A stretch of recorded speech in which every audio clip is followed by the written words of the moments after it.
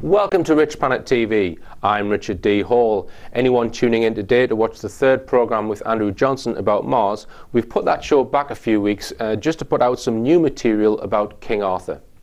Many councils around the country are slashing their budgets due to the so-called recession. I prefer to call it a theft, but that's another subject.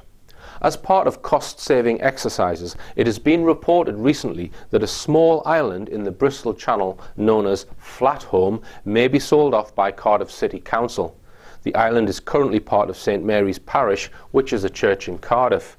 Flatholme attracts about 2,000 visitors a year, but runs at a loss, and its disposal would save the council about £150,000 according to the budget papers. Why am I mentioning all this? I am mentioning it because South Wales has assets of huge historical importance that its current leaders do not seem to be aware of. One of these is the grave of the legendary King Arthur, and lies in a ruined church on Fortress Mountain, a few miles northeast of Bridgend. If this site was made into a tourist attraction, this would create global interest, not to mention thousands of jobs, and people would come from all corners of the globe to see it. There would then be no need to sell Flatholme. But don't take my word for this, listen to the experts in today's programme.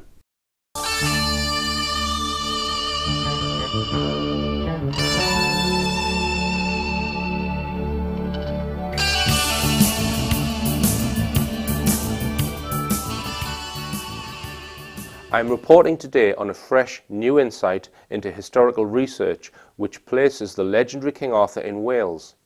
I'll be speaking to two researchers who have comprehensively researched evidence pointing to the existence, date and location of King Arthur I and King Arthur II. I've interviewed Alan Wilson and Baron Blackett in the past for several TV programmes and covered some of their work tracing the King Arthurs. Today I have returned specifically to document the evidence which proves the existence, date and location of the King Arthurs. We're also going to screen some supporting testimony of 6 well-known professionals in this field. Britain has some very strange problems in that we have a massive history, very well documented and recorded, and yet which is attacked, in other words, and generally regarded as a huge forgery. The paradox with British history is there seems to be a preconceived mindset within an inaccurate framework. In other words, basically, the correct synthesis is not actually relevant to the actual tangible evidence which we've accumulated. Particularly as they relate sites which are traceable, battlefields which are traceable, and all sorts of other buildings and ruins which are again traceable. Misguided political reasons, because we have Arthur I in Warwickshire, England, and Arthur II in South Wales. So basically, rather than create a situation where people can benefit from it, they just basically try to rub it out completely. If we look at it, we've got 1 or 2 salient points that have been attacked. One, we have an ancient British alphabet. Now this was roundly attacked as being forged and fabricated in 1800. So in 1776, he's recalling an inscription on an ancient stone naming a king who lived around the year 200 AD, a memorial stone, and yet that alphabet is not forged until 1800. So there's something wrong. This is what set us off to think, hey, there's something seriously wrong here. And we then searched and we found that all sorts of people had written and produced documents. Up until this date, historical professionals haven't spoken at length about King Arthur being in Wales. So just tell us about the people who are going to speak in the programme today. Well, the paradox at long last has emerged that we've got 6 experts. I mean, probably 3 professors and other experts, historians of at least 30 years standing, who actually agree emphatically that King Arthur II is from South Wales. Then we found Julius Caesar had described the alphabet. Now, hang on, this is getting a bit much. So we realized there was something very seriously wrong. Mm-hmm. So it was the discovery of this alleged forgery of the alphabet, which is not a forgery, that really gave the real act, like the atom bomb in Hiroshima, it blew everything apart, that there's something seriously wrong. Then we've got things like the ancient bards of Britain. Again, a much abused volume, but in it, and this is an old book, is the same ancient alphabet. What date is that book? This one, 1906, I think. This is one of the later ones. There's one of 1848 here. 1906, that one. This, quoting ancient texts, this is 1848 ancient alphabet. And this guy is, again, a scholar, quoting ancient records.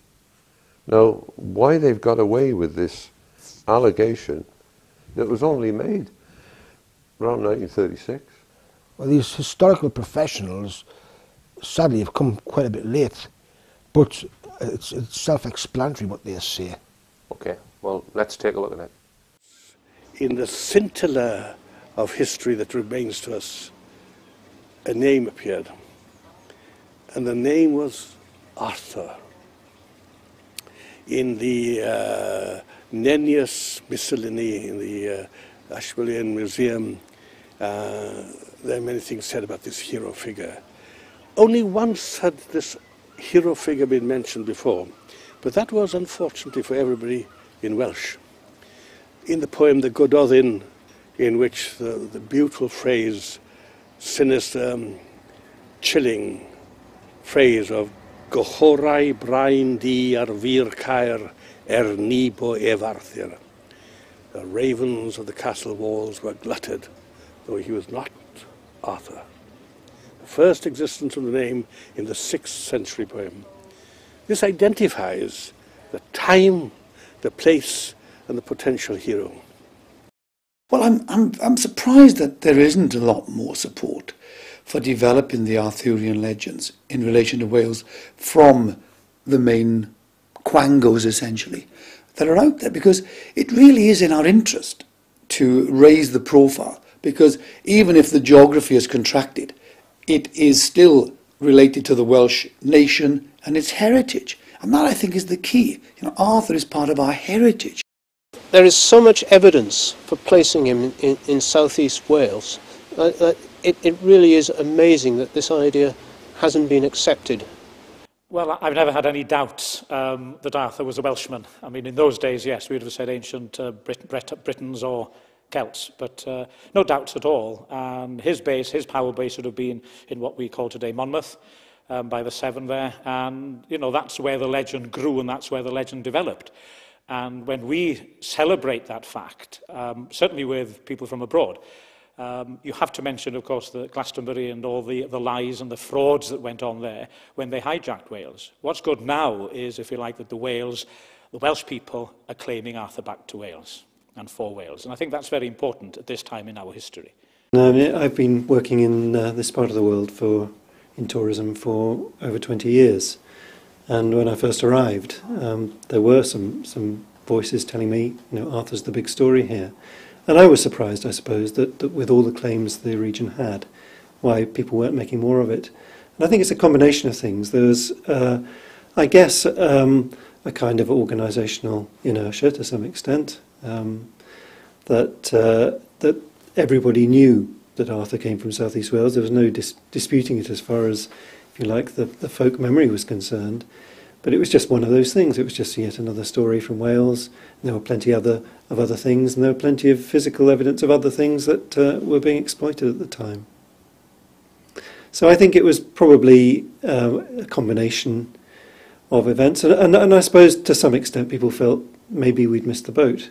When it was raised, people would say, oh yes, but Tintagel's got the story, or Winchester's got the story, or Glastonbury's got the story. You know, what can we add? Forgetting, of course, that perhaps this is where the original story actually was. We are not being allowed to conform to the normal standards applied to any other nation or tribe on the face of planet Earth in the presentation of our history. It's unreasonable to expect that everything about our history should always be recorded contemporaneously. There is enough contemporaneous record in the stones and what the stones tell us about the people and what they say. Of course, they've taken the stones, and thanks to a surveyor in Yorkshire, Mr. Collingwood, they have misdated them and are busy redating them by 500 and 600 years. That doesn't happen anywhere else. And this application of a double standard that no British record can be believed unless a Roman wrote the same record, or a Greek wrote the same record, or somebody else wrote the same record. That is being applied, and it's clearly, it's something like a Gestapo trial. You will be arrested, given a fair trial, found guilty, and shot. And that's really what they're doing to us. It doesn't matter what you've got. We know that given these unfair rules which are applied to this history, the British ancient history, and no other history, you can't win. And there's a very good story out there which hasn't been told very effectively from the Welsh angle.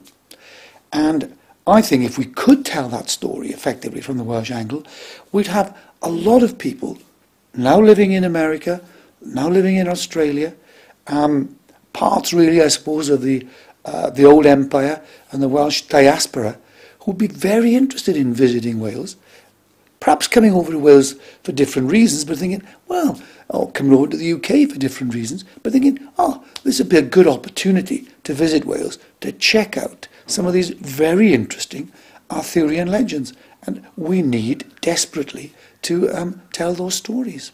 If you put him in the right time period and in the right location, the area of his true realm, you can then really get to grips with the problem. Now, Arthurus ap Meirig also bore the name Arthmile, and this is not unusual. Characters of that period, they often had several names. And what is really fascinating is that the name Arthmile appears on 2 or 3 Dark Age inscribed stones that can be found in the Vale of Glamorgan. He has been accepted in all sorts of cultures. He's been deracinated, that is made without roots. He's been denationalized, detribalized, and he becomes a world icon. And people will do with him what they wish. So he's part of the cultural icon in German literature, French literature, he appears in Spanish and Italian literature, and he appears fundamentally in the core of the lineage literature of royalty. Our Arthur now becomes the source by which the kings of England claim their right to rule. But all the time, if you read about him in both the, what I call the reality, the actuality, the 5th century, the 6th, the 7th and the 9th century, and you see him in the new fictitious romantic, practically pre-Hollywood, but made to the mark, the Arthur figure, which you make of him what you will, you give him what nationality you wish, and give him what accent you wish, what class you wish.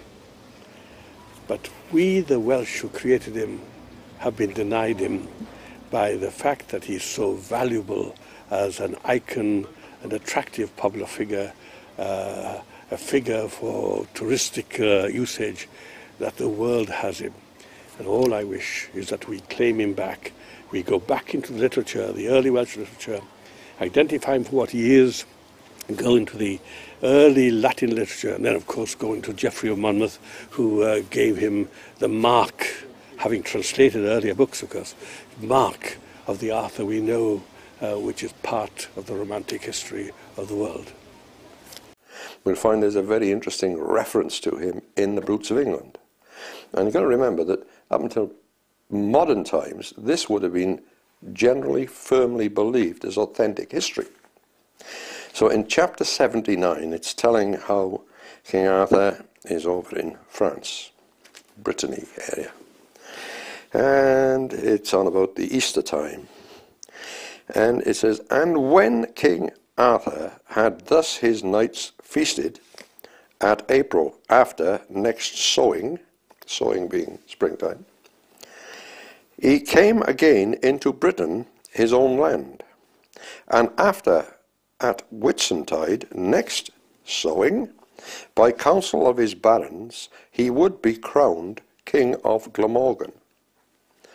So everybody in Britain, certainly England and Wales, would have been in no doubt whatsoever from the roots of England that King Arthur II, at least, was the King of Glamorgan and Gwent, certainly King of Glamorgan. There can be no doubt about this. It's a very clear statement. In South Wales, we're really missing out from the tourism point of view, because the story of King Arthur really belongs to this area. It's been snatched, it's been taken and planted in the West Country, where of course you have wonderful places like Tintagel Castle and Glastonbury Abbey, where the supposed grave of King Arthur was discovered in 1191. But really it was just a publicity stunt by the monks who were trying to raise money to help rebuild their abbey, which had burnt down a few years previously. So we really want King Arthur in this area to help our tourism industry. If I had the money, I would commission an Arthur window to be in one of our great churches tomorrow, because we need that, you know. And the whole, I mean, I was brought up on the fact that Llanilltyd, Llangadog, that all these saints were the original knights of the Round Table. And when you read even the early research, you know, it makes sense, because where does it locate Arthur? Black Mountains to Monmouth. That's part of Wales. So for me, these were native princes who became Christians, but were still knights, if you like, in the modern sense, yes, of the Holy Grail. They were drawn together by this Arthur figure, and educated the same in Brittany, St. Sampson. So, yes, we need places, not just churches, you know, because it's a big, not just a big part of us, but we need to nourish our young people with this myth, with this legend. It's a real, I mean, I look at it from a Jungian point of view as well, you know, that we have to make that connection, because it is important.